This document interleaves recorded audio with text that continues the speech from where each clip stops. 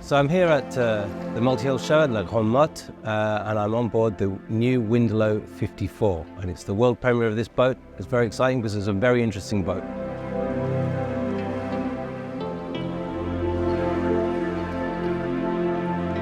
What makes it especially interesting is the sustainability aspect to this boat, which is very impressive. So there's two sides to that, two sides to sustainability. One is the build of the boat, making that as minimizing the environmental impact of that. And the other is the use of the boat, making sure that when you're out on the water, you also minimize the impact of that, the environmental impact. And both of those things are very important to us sailors because we love nature, so we don't want to damage the environment. How do they do that? Well, let me tell you.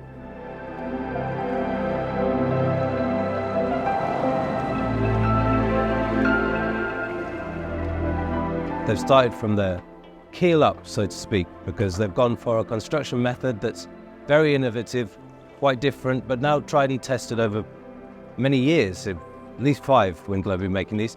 So they decided not to go with fiberglass for construction, nor carbon fiber, but basalt, which is, as some of you will know, about volcanic rock, which is pretty unusual and doesn't sound very promising to build a boat out of rock. But with basalt, you can treat it in a way that you can turn it into laminates. So you can use the laminates, obviously, in construction, just as you use fiberglass laminates. In addition to that, obviously, certain sections of the boat are foam-filled. Any yacht will have foam-filled or balsa-filled core. How do you get around that? Because foam is obviously very unsustainable. Well, here we have it. And what they use for that is something called PET. It's the shortened version. I'm not going to say a long version because I can't say it. But what PET is basically this, which is crushed plastic, recycled bottles, that sort of thing. And that actually halves your sort of carbon emissions in the construction process. So obviously makes a huge difference.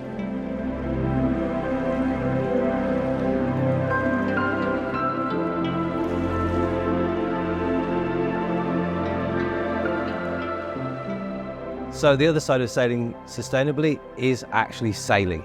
And that's what really matters to us, the customer. How do you do that? Well, if you fire up a diesel engine, that's not particularly sustainable, and we all have to motor from time to time. To get around that, Windelo has got 2 electric motors. Very good. Well, you need power in those electric motors. How do you get that power? Well, if you look here, we've got hydro generation from the propeller. So if you're sailing, that spins freely. Well, it doesn't spin freely, but it tops up the battery. Then you've also got a wind turbine.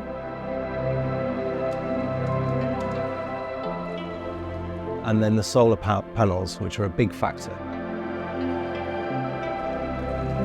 The top of the roof of this boat and various flat spaces are all covered with solar panels, so it's a great way to generate power under sail.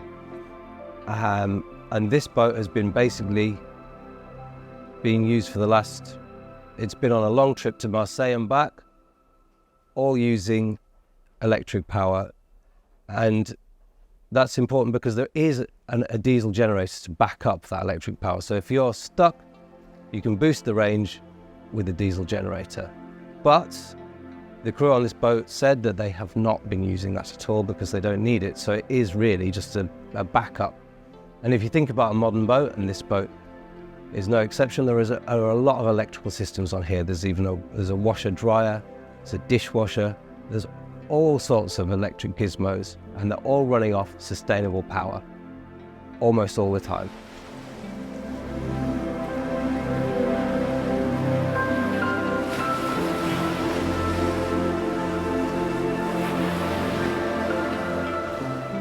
On deck, here we are on the front deck, and it's a very purposeful looking boat designed by Christophe Barrault, who's a well-known, he's a very experienced designer.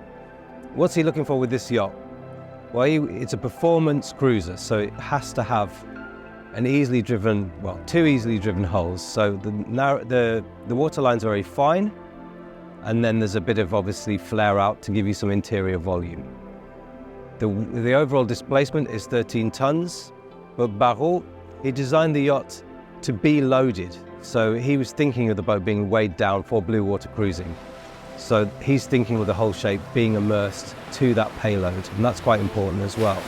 And obviously a long waterline means plenty of speed, and this boat's got huge speed potential. The rig on this boat is obviously quite big because it's a performance boat.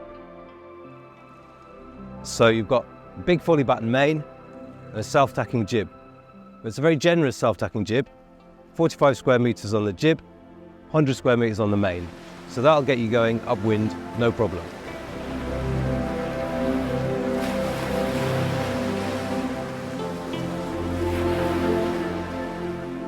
Upwind, obviously this is a good boat, and the aim is to have monohull performance in a multi-hull layout. To get that, this boat has twin dagger boards, you see one there, and obviously that gives you the grip that you need. And this boat will sail 33 degrees off the wind, and you know, anyone who's sailed in a monohull will know that's pretty comparable, if not better than some, certainly my own boat. So yeah, very impressive.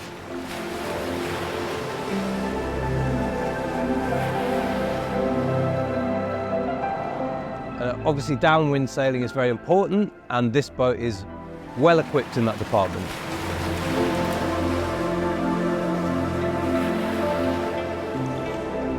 Sprit here for the Code Zero or Jenica.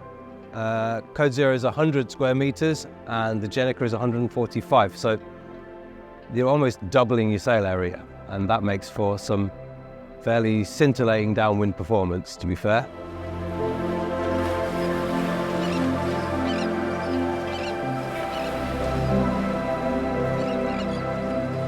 Performance is obviously important because it's fun, but there's more to it than that. You get further, you don't need the engines so much because this boat performs well in light winds as well. So that all adds up to keeping you sailing and not motoring. And the other advantage is, if you're sailing fast, and this boat does average around 10 to 12 knots generally, you're hydro generating with the prop all the time when you're sailing. And that contributes significantly to the energy generation of the boat.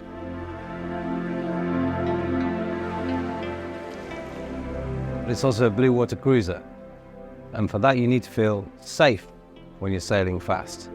And what Windelo have done beautifully is create this method of sailing, of handling the boat, where the cockpit is at the front.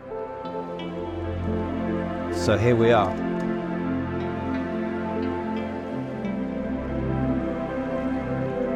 And you can see for yourself, you've got the twin wheels, you're right in the bow, you feel like you're at the heart of the boat, right next to the mast, and all of the controls lead to these winches right here.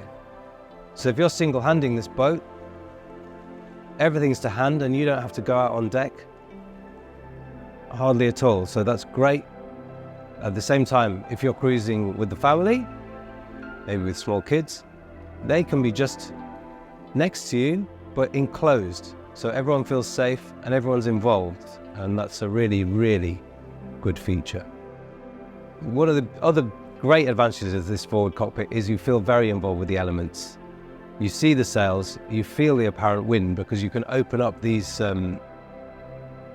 blinds and you're directly in contact with the elements, and even better, you can actually slide back these hatches. So it's an indoor space, but it can also be an outdoor space. So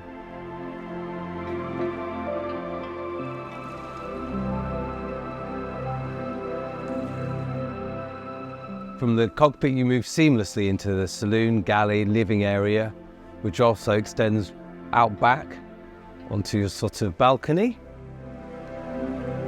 But that is obviously at sea, that folds up so you're enclosed. That's important to note. But as you can see, big space, great living space. Nice big galley. There's two options for the galley. This is the U-shaped one, which is really good for people who like cooking at sea because you're really enclosed here, even in rough weather.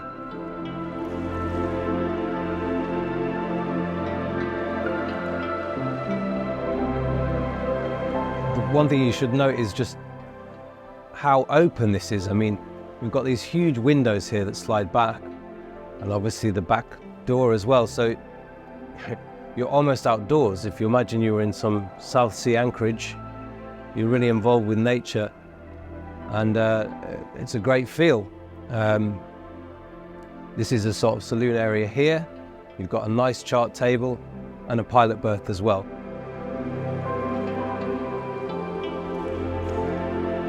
Everyone's together, but there's plenty of space and masses of lights.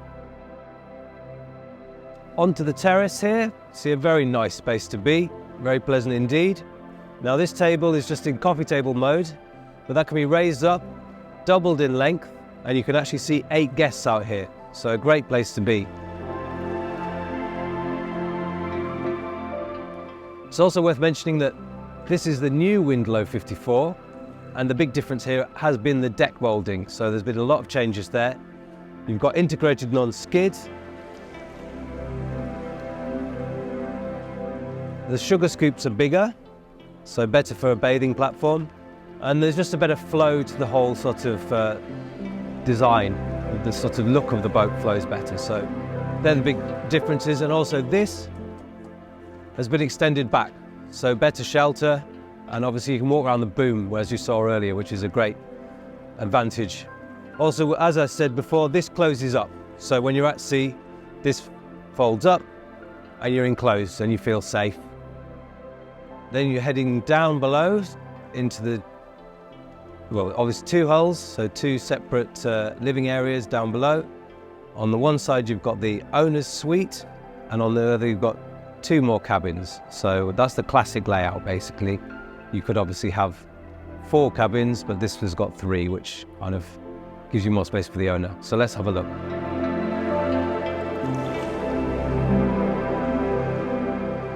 We're here in the owner's cabin, which is, or the owner's suite, which is the full hull. But obviously we're aft here, and this is the bedroom. And just look at the amount of light in here. Absolutely wonderful. In addition, space. 2 meters of headroom, and it's like a hotel room really, but a beautiful finish as well. Very nicely finished, and all in all, a great place to sleep and wake up and see a beautiful, beautiful anchorage.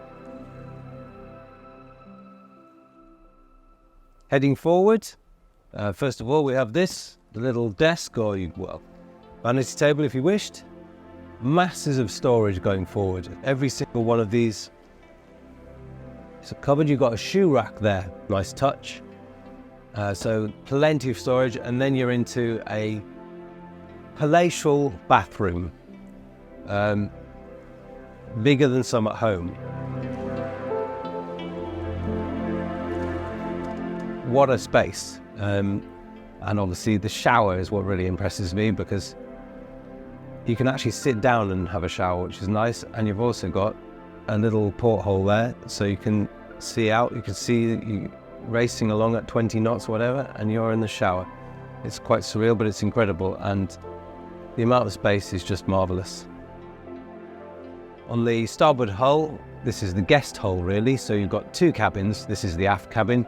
Again, masses of light, masses of space, and plenty of storage. So heading forward from the aft cabin, we have a full-size washer dryer, very impressive on a performance catamaran. Then we have heads here. Carry on forward, and you have a nice shower, plenty of room in there, and it's completely separate from the heads, which is great. And then the forward cabin, guest cabin, again, just look at the amount of light, absolutely superb. Both sides of the cabin, so lovely. So for the more technically minded, another important aspect of the boat are the engines. So we'll go and have a look at them now. So we have twin electric engines, Bell Marine 20 kilowatt of power, so plenty of power there. Shaft driven, which obviously helps, no sail drive, less maintenance. And in fact, there's very little maintenance required on the engine, just topping up the coolant. Then you have to the right the water maker, and to the left the generator on this side. And obviously that's duplicated on the other, but we have different components in the other side, as we'll see. An electric motor, one of the other advantages is it frees up a lot of space, as you can see from the fact that I'm sitting here in the engine room. Here's the electric motor, very compact. And that frees up space you can put bikes in here, a tender even, an outboard motor. We've got the aircon unit here. Aircon, you always think very bad for the environment, but with this one, it's powered completely sustainably. And the boat was in Miami, Windelo 54 was in Miami. They used the aircon all the time there because it was very hot. They never once used the generator, so it was completely sustainable aircon, which is great.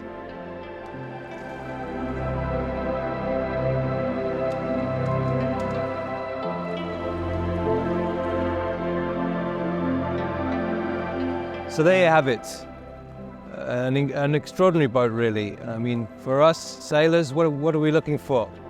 Performance, comfort, and sustainability. And this boat delivers all three in a really impressive package. So now, for me, all that's lacking is the open ocean.